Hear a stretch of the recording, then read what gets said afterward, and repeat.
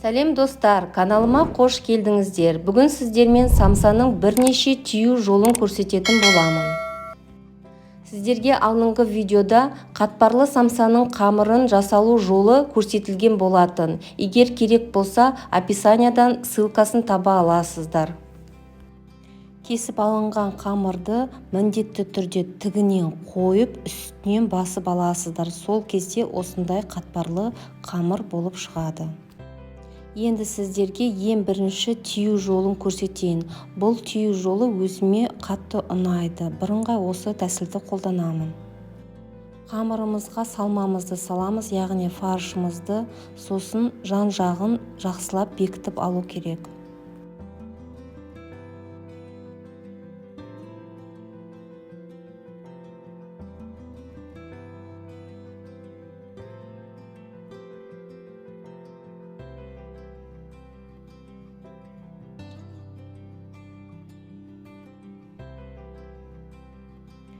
Видеоны мұқият қарасаңыздар, жоғары жағынан бастап, ішіне қарата бүге бастаймын. Сол кезде осындай шаш өрім сияқты әдемі болып шығады.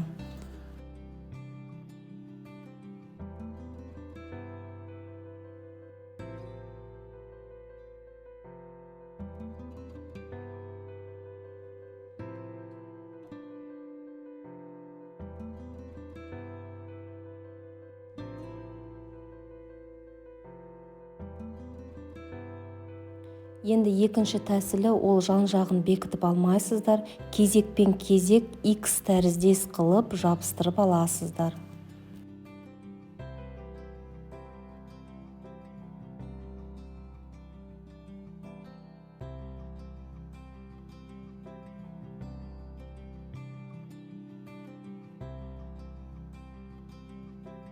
Үшінші тәсіліміз үшбұрышқа бекітіп алып, бірінші тәсілдің амалымен өріп шығасыздар.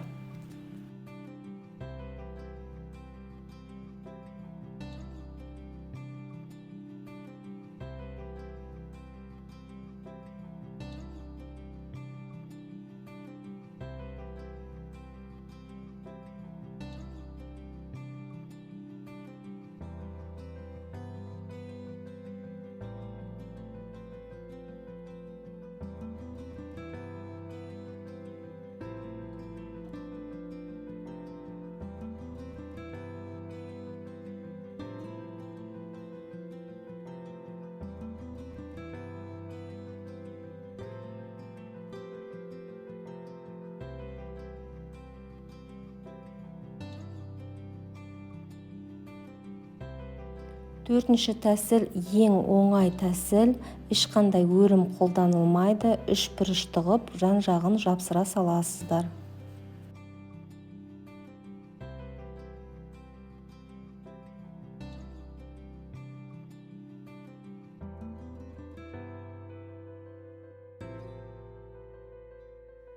Осымен 4 түрлі түю тәсілі көрсетілді. Астарыңыз дәмді болсын. Сіздермен болған Нұржамал. Видеоның соңына дейін қарап, подписка, лайк басуды ұмытпаңыздар.